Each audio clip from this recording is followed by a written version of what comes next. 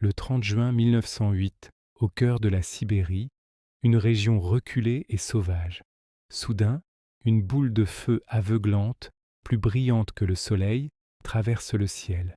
Quelques instants plus tard, une explosion d'une puissance inimaginable secoue la Terre. Le souffle est si violent qu'il est ressenti à des centaines de kilomètres à la ronde. Près de la rivière Tunguska, plus de 80 millions d'arbres sont couchés, comme de simples allumettes, sur une superficie de plus de 2000 km², l'équivalent de la taille de Londres et de sa banlieue. Bonjour à tous et bienvenue sur notre chaîne. Aujourd'hui, nous allons plonger dans l'un des plus grands mystères du XXe siècle, l'événement de la Tunguska. Qu'est-ce qui a bien pu causer une déflagration aussi colossale, estimée à 1000 fois la puissance de la bombe d'Hiroshima? C'est une question qui fascine et divise les scientifiques depuis plus d'un siècle. Les premiers témoignages sont terrifiants. Des chasseurs et des éleveurs de rennes de la tribu Evenk, qui se trouvaient à plusieurs dizaines de kilomètres du point zéro, ont décrit une colonne de lumière bleue, un bruit assourdissant et une vague de chaleur si intense qu'elle a brûlé leurs vêtements. Ils ont été projetés au sol, certains ont perdu connaissance. L'onde de choc a fait 2 fois le tour du globe.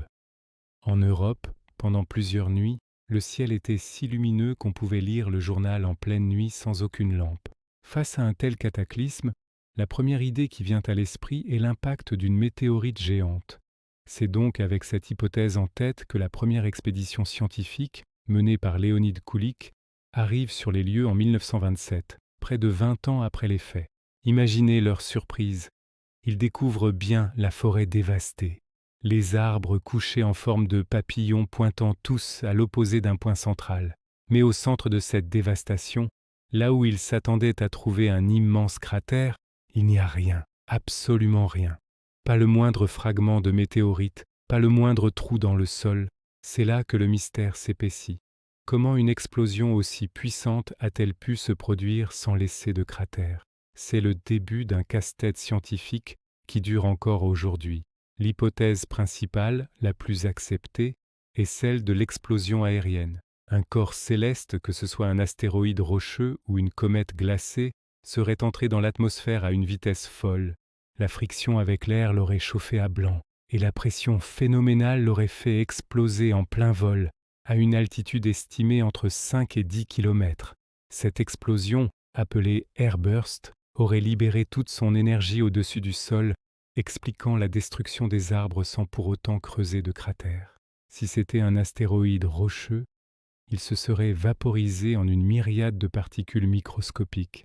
Si c'était une comète, composée principalement de glace et de poussière, elle se serait tout simplement sublimée, passant de l'état solide à l'état gazeux sans laisser de traces. Cette théorie de la comète expliquerait d'ailleurs les ciels nocturnes lumineux observés en Europe, causés par les particules de glace dispersées dans la haute atmosphère. Mais même cette théorie a ses failles.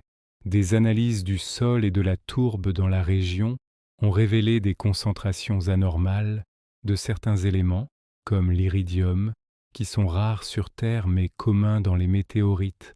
Ces découvertes soutiennent l'idée d'un corps extraterrestre. Pourtant, d'autres études n'ont rien trouvé de concluant, laissant la porte ouverte à d'autres spéculations. Et des spéculations, il y en a eu. Face à l'absence de preuves directes, l'imagination humaine s'est emballée. Certains ont parlé d'une explosion de gaz naturel s'échappant en masse du sous-sol sibérien. D'autres ont évoqué des théories bien plus exotiques. L'une des plus célèbres suggère l'explosion d'un mini-trou noir qui aurait traversé la Terre. Une autre, popularisée dans les années 40, parlait de l'accident d'un vaisseau extraterrestre dont le réacteur nucléaire aurait explosé. Bien sûr, ces idées relèvent plus de la science-fiction que de la science, car elles ne reposent sur aucune preuve tangible. Plus récemment, une nouvelle hypothèse a émergé. Et si ce n'était pas un impact direct, mais un frôlement? L'idée est qu'un astéroïde massif, peut-être métallique, aurait traversé l'atmosphère terrestre sur une trajectoire rasante, générant une onde de choc colossale, sans jamais toucher le sol, avant de repartir dans l'espace. Cette théorie expliquerait à la fois l'explosion et l'absence de cratères et de fragments. Aujourd'hui, l'événement de la Tunguska reste un avertissement puissant. Il nous rappelle que notre planète est constamment bombardée par des objets venus de l'espace.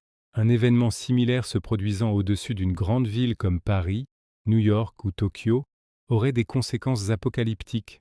C'est pourquoi des agences spatiales du monde entier surveillent activement le ciel, traquant les astéroïdes potentiellement dangereux. La Tunguska n'est pas seulement un mystère du passé, c'est une leçon pour notre avenir et notre survie. Qu'en pensez-vous? Astéroïdes, comètes ou quelque chose de complètement différent? Dites-nous votre théorie dans les commentaires. Si cette plongée dans les grands mystères de l'histoire vous a plu, n'oubliez pas de laisser un pouce bleu, de vous abonner à la chaîne et d'activer la cloche pour ne rien manquer de nos prochaines explorations. Merci d'avoir regardé et à très bientôt.